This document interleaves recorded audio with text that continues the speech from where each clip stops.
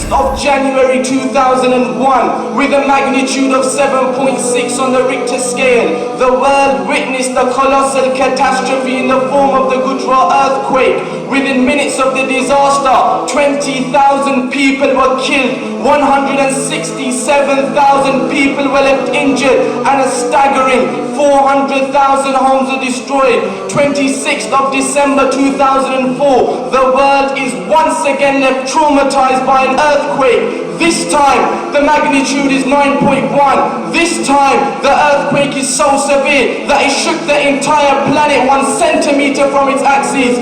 This time, it's the Indonesian earthquake or the tsunami. This time, 230,000 people are killed instantaneously across 14 different countries. 8th of October 2005, the world is once again left shocked by an earthquake. Kashmir, it's a Saturday. Students are in school just like every other Saturday. A disaster strikes in the form of a 7.6 earthquake. Within minutes, the area is transformed from a peaceful region to a pool of dead bodies, totaling in excess of 75,000 individuals. Entire towns and villages are wiped out at once by this disastrous devastation. 11th of March 2011, and I'm talking just a few months back, the Japan earthquake. The world is once again shocked as the disturbance sends waves of up to 38.9 meters high, sweeping through Japan, destroying 125,000 buildings in the process.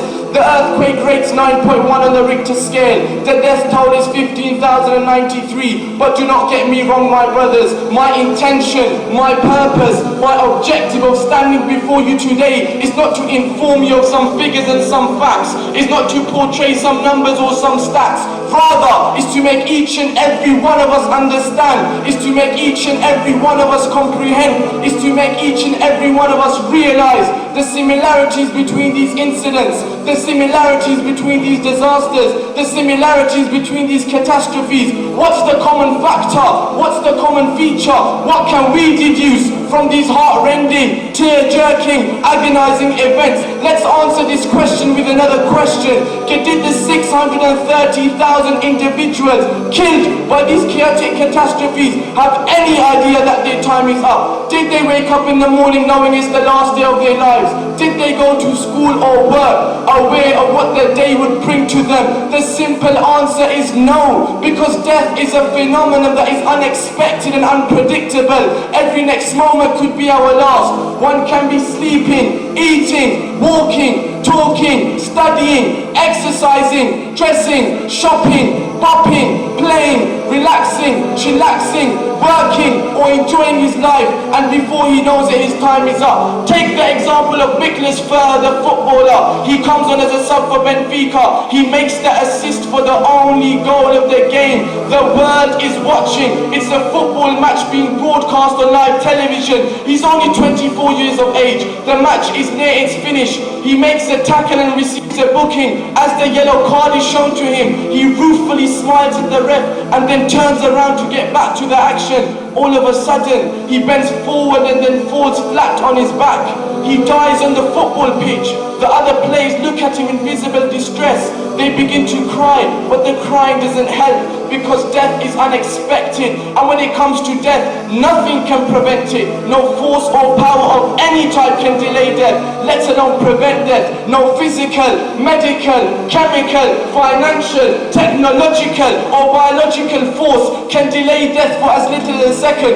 Why? Because Allah subhanahu wa ta'ala himself says in the Quran al-Kareem, وَلَنْ يُؤَخِّرَ اللَّهُ نَفْسًا إِذَا جَاءَ أَجَلُهَا, that when it comes to death, when it comes to taking lives, when it comes to taking souls, then Allah Ta'ala does not delay. Now that we have established the fact that death can come to us at any time and any place, anywhere and anyhow, through any form and any means, the next question is, my brothers, are we ready to die?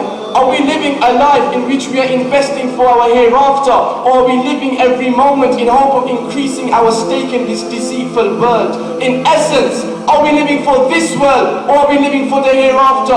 Let's take an example of he who lived for this world. And for those of you who don't know, I'm talking about Sikandar Akbar, Alexander the Great, a man considered to be one of the most successful commanders of all time. At the age of 30, he had one of the largest empires in human history. He had it all. At the age of 25, he had conquered 90% of the known world. Yet this same man, this same Alexander, this same Sikandar, when he's on his deathbed and surrounded by his men, he makes a bizarre wish. He says, oh men, after my death, when you put my body in the casket, then let my arms hang over the edges with my palms wide open. The people around him ask the reason to this bizarre request. He replies, so that people can see, so that the world can see that I am that very man who conquered the entire world. Yet today, I am leaving the world empty-handed. This was the end of you at it all. We must realize, my brothers, we can possess the most luxurious of houses, the most expensive of clothes, the most profitable of businesses, the most classy of cars, the most respected of positions in society, the most well-paid of jobs, the most prestigious of degrees, the most envied of grades, the most impressive of CVs, the most affable of associates, the most ecstatic of happiness, the most safe of security, and the most stunning of wives. But when the time of death comes, then all of these things will remain behind, and only our good deeds will remain with us. Why? Because the Prophet sallallahu alaihi wasallam is reported to have said in Bukhari by Hazrat Anas radiallahu ta'ala an, ki yatba'u al-mayyita thalatha, ahluhu wa maluhu wa amaluhu, fayarji'u ithnan wa yabqa wahid, yarji'u ahluhu wa maluhu wa yabqa amaluhu. That when a person leaves this world, then only his good deeds will remain with him. And the Sahaba radiallahu ta'ala anhum ajma'in, they properly understood this. They properly understood this message. That's why they didn't live for this world.